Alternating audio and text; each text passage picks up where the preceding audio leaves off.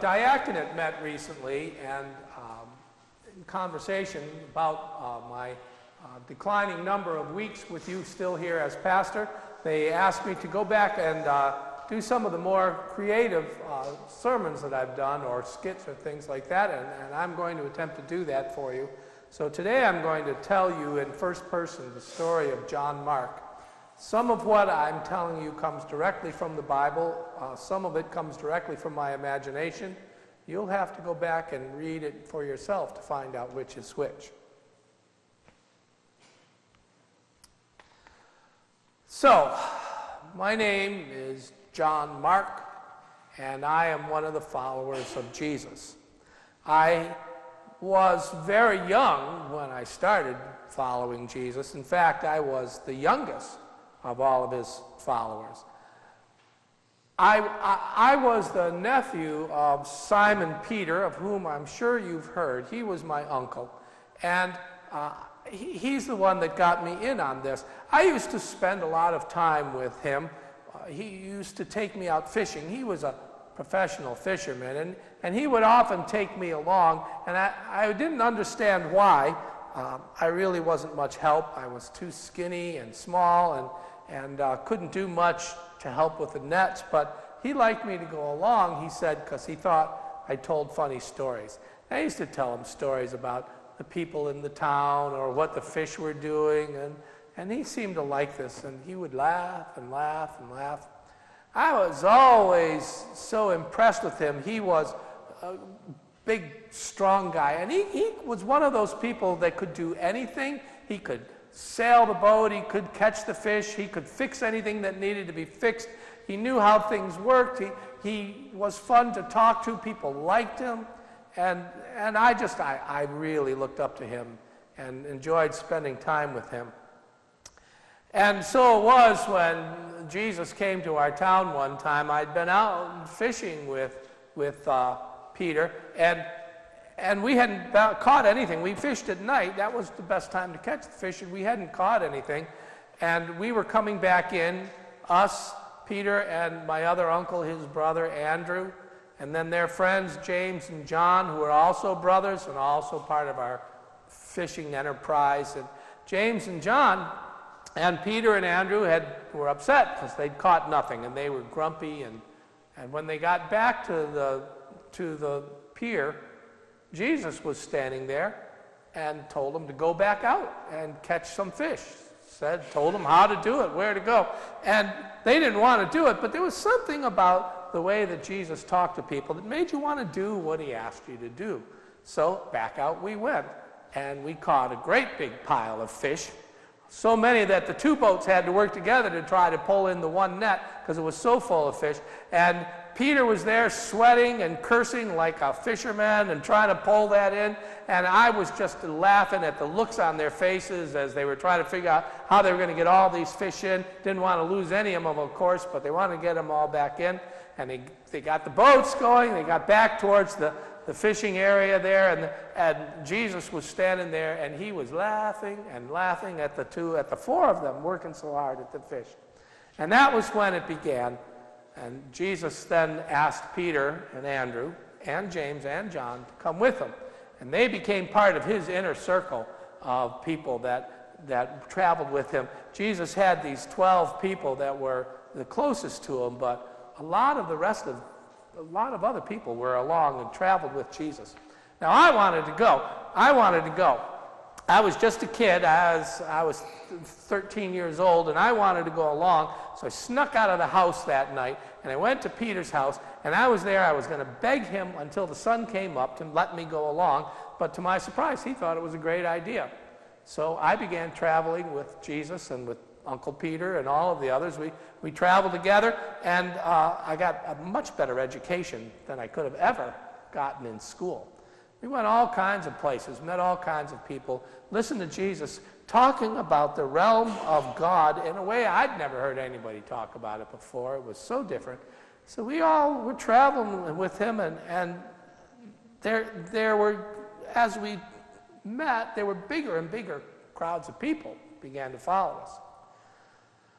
So this one day that I wanted to tell you about, we were with Jesus, and it was a hot day. We had been working hard, trying to talk to people, traveling from place to place, door to door, town to town.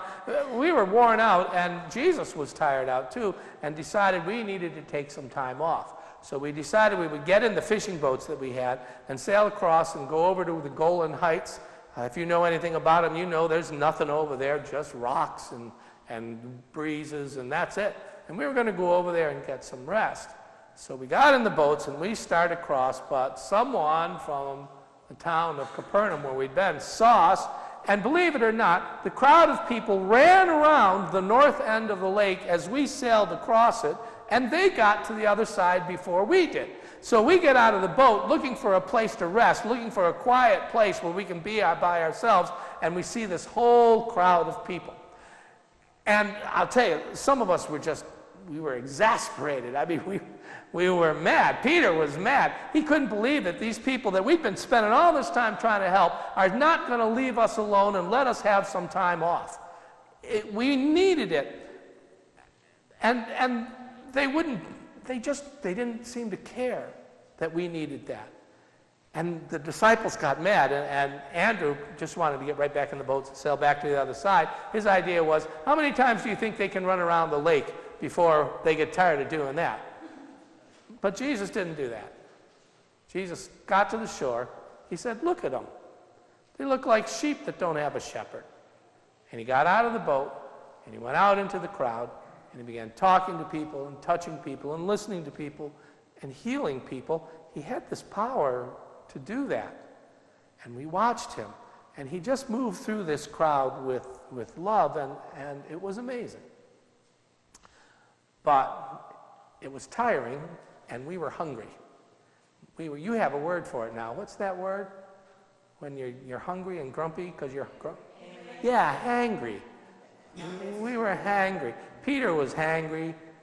I was hangry. I think Jesus was hangry too, but we didn't have anything left. We had a little bit of food with us, and we'd been giving it out as we went, because this was a huge crowd of people that came. It kept getting bigger and bigger as the day went along, thousands of people, and we were giving out all the food that we had. And finally, James comes to Jesus, and he says to Jesus, Jesus, we don't have any food. We're in this desolate place. These people have been here all day, and they're hungry. Let's send them off into the towns and villages that surround us. Let them go and get something to eat. And I know what he's thinking. What he's thinking is some of them will just go home. Others of them will go into those towns and find a place to stay for the night, and we can finally get some of that rest we need. And then Jesus says to him, you don't need to send the people away. You give them something to eat. And I wish you could have seen James's face, because he wasn't speechless very often, but it was like, what? Jesus said, give them something to eat. Well, we don't have anything. And then they began to argue about how they didn't have any food. And one of them, I can't remember who it was, came up and said, I found some food. And he comes up and he's got 2 fish, 5 little loaves of bread. Got thousands of people. Jesus says, bring me the food. And he takes those loaves of bread, tears them in half. He puts a half a loaf in a basket. We had a bunch of baskets. And he takes the 2 fish and he puts them each in a basket. And he gives them to the 12. And he says, go feed the people. And the people pick up the baskets. The disciples pick up the baskets. And the baskets are heavy. And they go out, and nobody knows how it happened. It's just we had food for everybody. Everybody got some bread and some fish. And I'll tell you, it's the best bread I ever ate in my life. Don't know how it happened. I don't know how it happened. So later on, Peter sits down and he says to me, you know what happened today? I said, well, yeah, no, what? And he said, what happened today was just like long ago when Moses was with the people and they were hungry, and Moses was able to bring food for them. God sent them food called manna that just appeared. And he said, I think Jesus is the new Moses. Maybe Jesus is the Messiah. We've been thinking it. Peter put it into words. Well, that was really the high point because things went bad after that. After that, there started to be opposition to what Jesus had to say and what he was doing. There were people that got angry with him and tried to stop what he was doing. And, you know, eventually Jesus, the opposition got so great that he got arrested. One night in a garden outside of Jerusalem, they came and they arrested him. They tried to get some arrest of some of the rest of us as well, but I got away just barely. And I mean, I got away just barely because I'd been sleeping and I only had just gotten up and wrapped a sheet around me. I didn't have anything else on to see what was going on. And the soldiers grabbed me and caught me by that sheet. And I did exactly what you would have done. I let go of it and ran away, ran off naked. So when I say I escaped, barely escaped, I mean, I barely escaped. Are you with me? Yeah, you know, it's a funny story now, but back then it was terrifying because they took away this Jesus that we loved, this Jesus that had changed our lives, and they took him, and you know what happened. He was crucified, and he was buried, and that was the worst time of my life.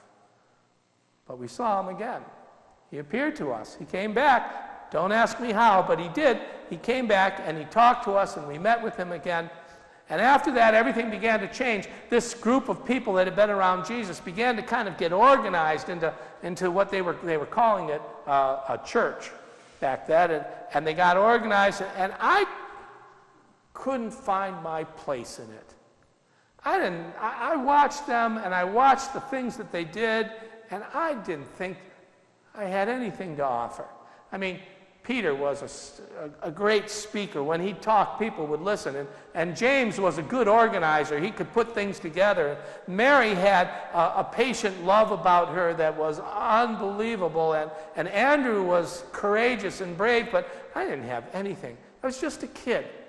And maybe it was part of being a kid, but I looked out at them and I thought, I'm nobody. I mean, I'm nobody. I got nothing to offer. And I began to kind of drift away from the group. Started thinking about going back home again and forgetting about all of this. I didn't know what I could do. Peter came and talked to me. He sat me down, talked to me like an uncle, because he was my uncle. And he said, you know, what's with you? And I said, nothing. He said, no, what's going on with you? And I said, look, I don't belong here. You guys don't want me here. I don't have anything to offer to you. He says, what do you mean you don't have anything to offer? I said, I don't. What can I do? Peter said, you're a good storyteller. Storyteller, big deal, so I can make up some stories. So that's nothing. Peter says, don't you remember that day when Jesus took 2 little fish and 5 little pieces of bread and fed all those people with it?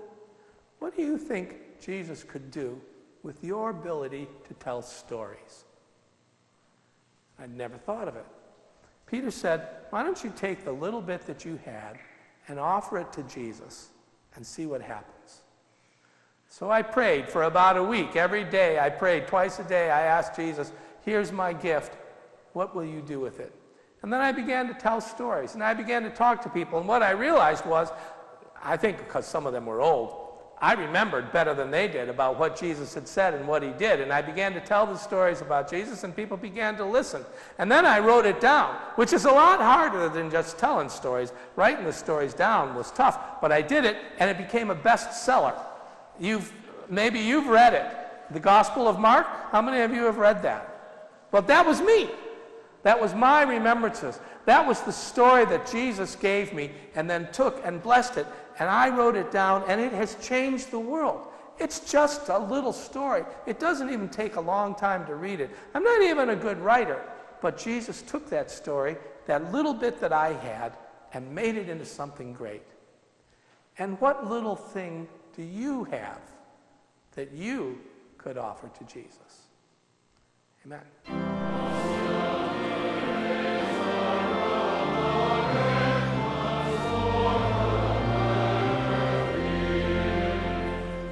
You've been listening to a sermon by Reverend Stephen Carnahan, pastor of High Street Congregational Church in Auburn, Maine.